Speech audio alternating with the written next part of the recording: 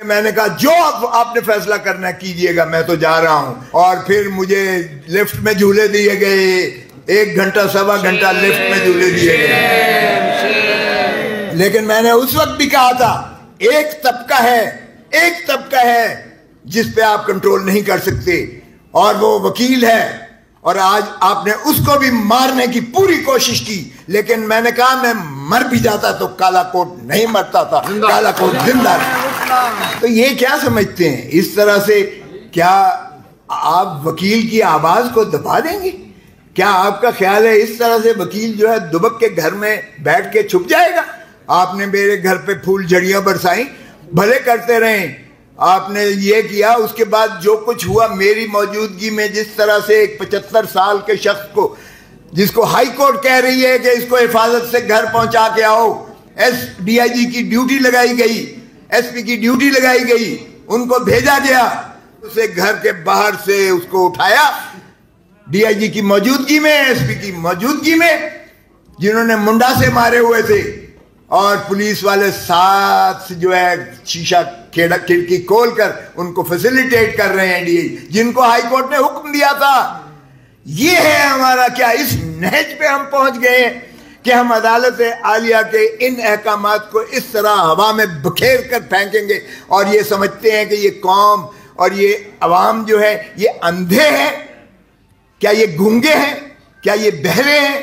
کیا ان کو کوئی شعور عقل نہیں ہے کہ یہ نہیں سمجھ رہے کیا ہو رہا ہے اس ملک میں؟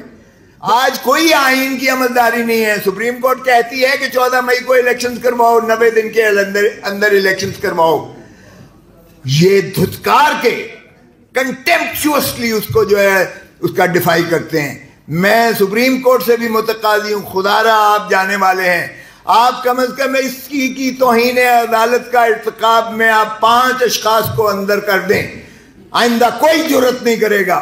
اس وقت کے وزیر اعظم، اس وقت کے وزیر قانون خزانہ، اس وقت کے وزیر داخلہ، اس وقت کے وزیر دفاع، اور اس وقت کے وزیر قانون، یہ 5 ہیں. ان کو آپ چاہے ٹل دی رائزنگ آف دی کورٹ کر کے ڈسکوالیفائی کر دیں، کسی کو ضرورت نہیں ہوگی آئندہ کوئی ایسا کام کرے گا. ابھی انہوں نے کل مجھے ایڈیشنل IG کا فون آیا اور اس نے کہا جی آپ کا بیان لینا ہے، یہ جو چودھری پرویز الہی کو اٹھایا گیا ہے اس میں ہائی کورٹ نے انکوائری کی ہے. اور میں نے کہا اتنی اوقات ہے پہلے تم یہ تو بتاؤ. ہائی کورٹ کو بھی میں نے کہا، اور میں نے وہ IG کو کہنے لگے کہ آپ انکوائری کریں. تو میں نے کہا بھولے آلے دے آرائیں اوے چور تو اوے سائیں. میں نے سرائکی میں ہی کہا، اور میں نے کہا سائیں جو چور ہے آپ اسی کو جو ہے ذمہ دے رہے ہیں کہ وہ انکوائری کر کے آپ کے آگے کیا وہ انکوائری کرے گا.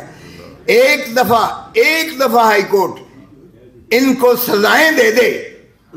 اس DIG کو جو بھیجا گیا تھا اس کو کہ جا کے حفاظت سے گھر پہنچا کے آؤ، اس SP کو جو ساتھ تھا، دونوں ساتھ تھے، ایک، اور اس IG کو جو کہتا ہے مجھے پتہ ہی نہیں ہے وہ چودھری پرویز الہی کہاں ہے. واہ تغافل عارفانہ کی انتہا ہے. میں کہتا ہوں ان 3 کو ایک دفعہ ہائی کورٹ توہین عدالت میں سزا کر دے. آئندہ کوئی احکامات پولیس والا ماننے کے لیے تیار نہیں ہوگا، کوئی نہیں کرے گا، اس لیے کہ ہر کوئی اپنی جو ہے وہ دیکھتا ہے، اپنا دفاع کرتا ہے، اپنا بچاؤ کرتا ہے. اور یہ غلامی کیوں کرتے ہیں؟ قائد اعظم محمد علی جناح نے 48 میں تقریر کرتے ہوئے بیوروکریٹس کو کہا تھا کہ بھائی دیکھو حکومتیں آتی جاتی رہنی ہیں، تم ریاست کے ملازم ہو، تم نے وہ کام کرنا ہے جو ریاست، آئین، قانون آپ کو جو ہے جو اختیار دیتا ہے، جو آپ سے تقاضا کرتا ہے.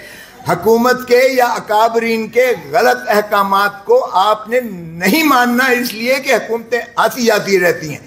ہم نے اپنی ریاست کو بدقسمتی سے، جو ریاست کی تعریف جو آئین میں کی گئی ہے وہ عوام ہیں، جس طرح کہا کہ عوام ہی یہاں اپنے حق کے ووٹ کے ذریعے اپنے ایوان بناتے ہیں، پارلیمان بناتے ہیں، اسمبلیاں بناتی ہیں، اور وہیں سے مترشح ہوتی ہیں حکومتیں.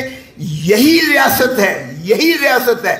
اس میں نہ افواج پاکستان ہے، اس میں نہ عدلیہ ہے، اس میں نہ کوئی انتظامیہ ہے، اس میں کوئی اور کی گنجائش نہیں ہے. یہ ہے ریاست. اور آئین کے آرٹیکل 5 میں کہا گیا وفاداری ریاست کی، یعنی وفاداری آئین کی اور پاسداری اس کی کانسٹیٹیوشن کی، آئین کی اور قانون کی. اس میں کہیں کسی اور طبقے کا ذکر نہیں ہے. سو آئین تو یہ آپ پر واجب اور لازم کرتا ہے کہ ہر ایک نے تابع داری کرنی ہے، وفاداری کرنی ہے، عوام کے ساتھ کرنی ہے، اور عوام ہی ریاست ہے. ہم نے ریاست کو تابع کر دیا حکومت کے، ہم نے ریاست کو حکومت کو تابع کر دیا عدلیہ کے، اور آج آپ نے حق کے لیے لبیک کہنے والے، چاہے وہ سپریم کورٹ بار ایسوسی ایشن ہے یا کالا کوٹ ہے، اگر آپ نے ان کے پیچھے یا ان کا ہم نوا ہو کر آپ نے ایک تحریک نہیں چلانی ہے تو پھر مقدر آپ کا غلامی ہے.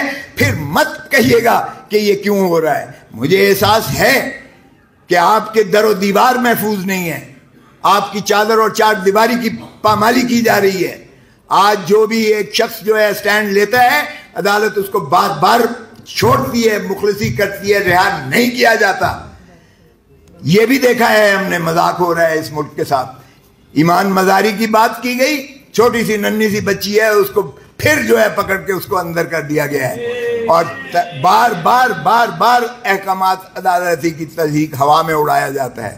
جس طرح ہم نے دیکھا چودھری پرویز الہی کو جس طرح ہو رہا ہے. خان صاحب کی میں آپ کو بتاؤں، میں نے اس کو ملاقات کی اٹک جیل میں، تو مجھے سپرنٹینڈنٹ جیل کہنے لگا جی پہلی دفعہ آئے ہو. میں کہا جی تو جمیا نہیں سے جدوں اس لیے بھی میں آیا تھا کہ میں نے کہا اس وقت بھی ایک محبوس تھا یہاں جس کا میں کیس کر رہا تھا، اس وقت بھی میں یہاں آیا تھا.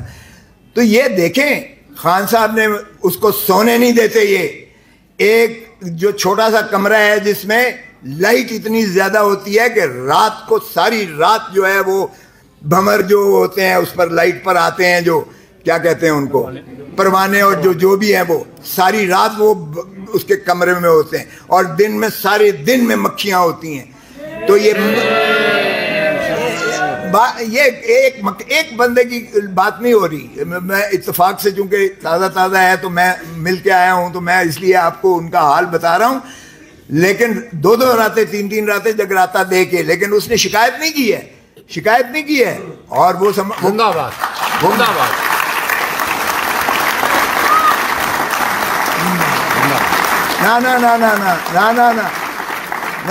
نہ بھٹو نے شکایت کی تھی. بھٹو نے شکایت نہیں تھی کی. گیا تھا ڈپٹی کمشنر معافی نامہ لکھوانے. اس نے کہا میرے باپ کا نام، اس نے کہا سر فلاں. میرے دادا کا، اس نے کہا فلاں. اس نے کہا ضیاء الحق کے باپ کا نام، اس نے کہا مجھے نہیں پتا. تو اس نے کہا دیر یو آر. یہ تمہیں جواب، میں معافی مانگوں گا، میں تاریخ میں مر جانا پسند کروں گا، لیکن ایک غاصب ڈکٹیٹر کے آگے معافی نہیں مانگو. تو یہ ایسے بدقسمتی ہماری دیکھیے گا. لیاقت علی کو جناح، قائد اعظم محمد علی جناح آپ دیکھیں، گورنر جنرل آف پاکستان، اس کو ایمبولینس میں لے جاتے ہوئے ٹائر پنکچر ہو جاتا ہے. یہ کیسی مذاق ہے؟